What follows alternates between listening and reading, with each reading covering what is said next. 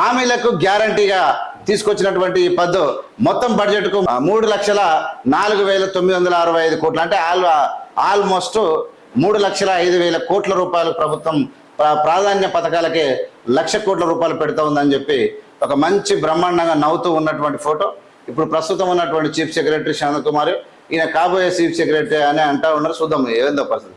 Right, 6 హామీలతో పాటు యువ వికాసానికి నిధులు, 5 లక్షల మంది యువతకు ఒక్కొక్కరికి 3 లక్షలు అంట. సమీకృత గురుకులాలకు 2,900 కోట్లు. ఇక్కడ ఇందిరా గిరి జల వికాసానికి 600 కోట్లు.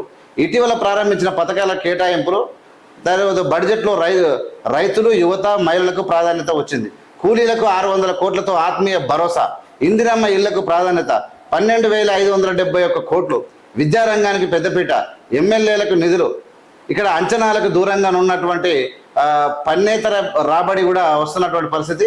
కేంద్రం నుంచి వచ్చే గ్రాంట్లు వాటాల్లో ఊరట కూడా వస్తూ ఉన్నది. 2025-26 బడ్జెట్ను అసెంబ్లీలో ప్రవేశపెట్టినటువంటి ఆర్థిక మంత్రి బట్టి విక్రమార్క 6 గ్యారంటీలకు 56,000 కోట్లు.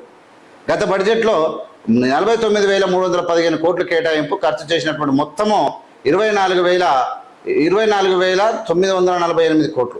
అప్పుల భారం ఈసారి మాత్రం 8,06,290 కోట్లు. ఇక్కడ రాష్ట్రంలో ఒక్కొక్కరి నెత్తి మీద 2,30,346 రూపాయలు అప్పున్నది. రాష్ట్రంలో ఒక్కొక్కరి మీద 2,30,346 రూపాయల అప్పు రాష్ట్రంలో ఒక్కొక్కరి నెత్తి మీద అయితే గట్టిగానే ఉన్నట్టు కనబడతా ఉంది.